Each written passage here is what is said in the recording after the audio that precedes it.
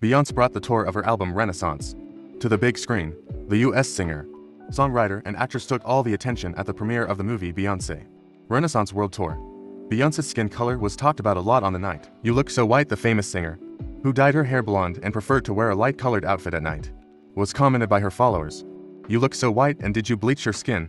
Some users, on the other hand, suggested that Beyonce is no longer a black woman. "I'm tired of people attacking my daughter," Tina Knowles, the mother of Beyonce, 42, also made a statement on the subject after the comments received on her daughter.